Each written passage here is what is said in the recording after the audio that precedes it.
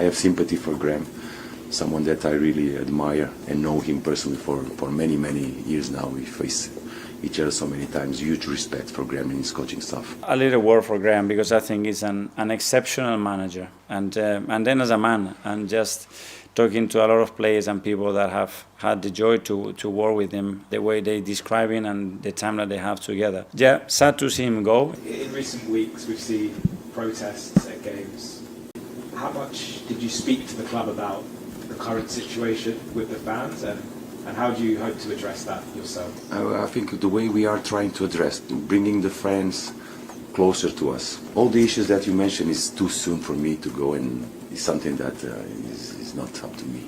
I'm worried about the bond, about the team and the fans. They're going to be there supporting. It's up to us to give them back all that they are given. Yeah. Become a bogey team. Well, and that's actually the difficulty of that, and the game that we're going to have to play tomorrow as well, and with a new manager, and we know Nuno really well and the way he sets his team, so we expect a really tough match. They say West Ham way. Let's try. Hello everybody. Next up we make the relatively short trip to the London Borough of Islington, where we'll be hosted by Arsenal. Kick-off is the right and proper time of 3 p.m. on Saturday, and that's the right and proper time, of course, for all right-thinking chaps. So Arsenal then, they seem to be benefiting from a spot of hedging on the part of PGMOL's pension fund administrators, who seem to have kept a few bob back from their traditional lumping on Liverpool and stuck it on an each-way bet on the North Londoners, lest their interventions fail the Scousers as they did last Saturday. Not that they're grateful. Witness the moaning when they didn't get a penalty last weekend for an offence that quite clearly wasn't a penalty. Their season started off with a 1-0 win up at Old Trafford, courtesy of a goal from a corner that saw a clear foul on the keeper that the officials somehow missed. VAR would work so much better if the people operating it were to actually face the screen once in a while. Similarly, they were denied a late penalty up at Anfield, which would probably have earned them a draw, the handball being the sort that always get given for Liverpool, but never ever against them. This was followed by a win at home against Forest, a 1-1 draw at home to Man City, and last weekend the 2-1 win up at Newcastle. The points coming in both of those last two games courtesy of very late goals. All of that has left them in second place with 13 points from the 6 they've played so far, following Liverpool's failure to capitalise on the lifeline given to them by the referee last weekend. Daisy tells me that their transfer policy over the summer seemed to be deliberately targeted at the likes of me, who occasionally struggle with the pronunciation of some of the trickier names of players from foreign climes.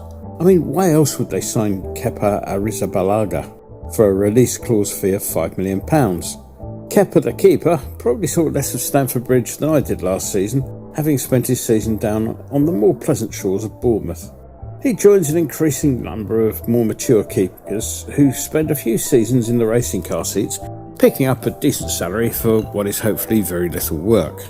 Midfielder Martin Zubimendi arrived from Real Sociedad in a deal worth £55.8 million, give or take the odd euro. Zubimendi spent virtually all of his career with the Basques, a short spell with his original youth club aside. He scored 9 in 180 appearances for Sociedad. However, despite the more defensive nature of his duties, he's already netted twice for Arsenal in his 6 games so far, both coming in the 3-0 defeat of Nottingham Forest. The departure of Brentford manager Thomas Frank into obscurity saw a mass departure of the club's better players, one of whom was B's club captain Christian Norgard. The relatively low fee of £10 million probably reflects his age.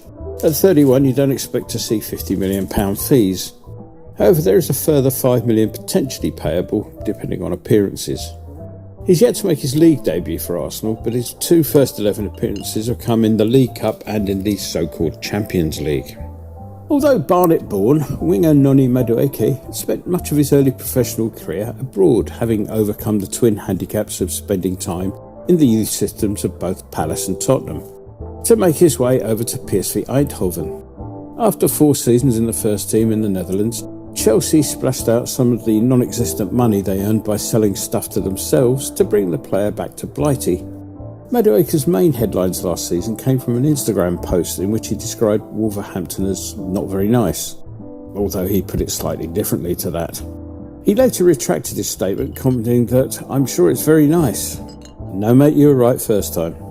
Arsenal supporters were so impressed with the transfer that they got up a petition in an attempt to block the £48 million rising to £52 million deal on the grounds that the transfer was, and I quote, clueless. This was criticised by none other than Declan Rice, who will no doubt bear such matters in mind when he weighs up Real Madrid's next offer.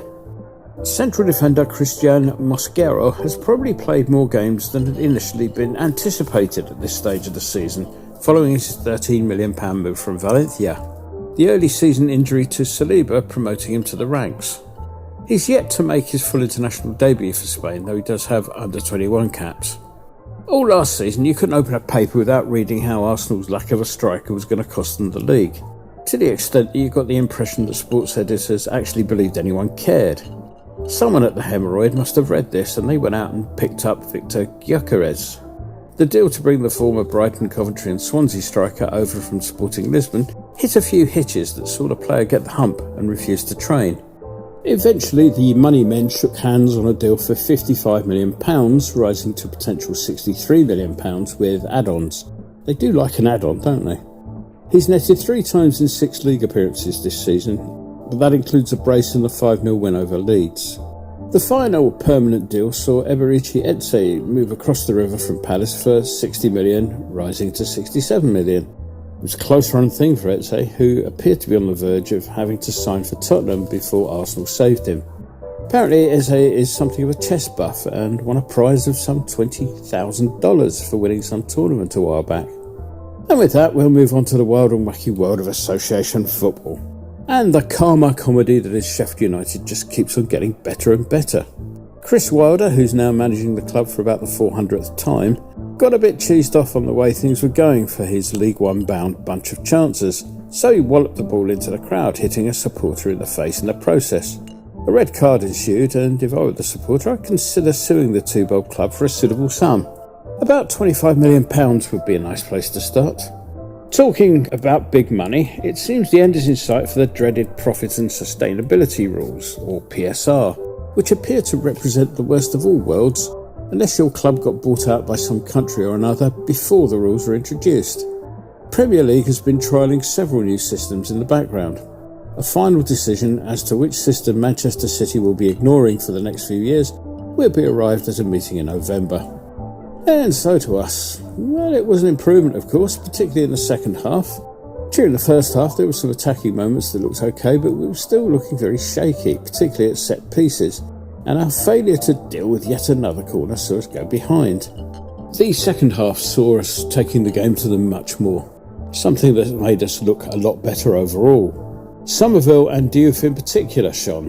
The run of Diouf that ultimately led to the goal set off local traffic cameras, and a point ended up being the least we deserved. Wasn't all plain sailing, of course. Mavropanos had me ringing up everybody I know to find homes for the kittens I gave birth to when he tried to beat a player just far enough outside the box for the inevitable resulting foul to give a free kick rather than a penalty. Fulkrug also looks far too static for my liking, but on the whole it was a promising start for the new boss, though if I'm going to be picky, I might have been tempted to give Somerville some more time. On the injury front, Todibo has resumed training after whatever mystery ailment he had cleared up. Just coincidence that he recovered just after Mr. Potter left, I expect. Same also applies to Wan-Bissaka. Earthy will be out for a while, whilst Souček faces the final match ban for exactly the same sort of challenge that was worth only a yellow card for Tarkowski the other night. So let's move on to the prediction. Well, they're good at corners, and PG, MOL turn a blind eye to everything that you do during them. And that's before you factor in the fact that we stink at defending the damn things.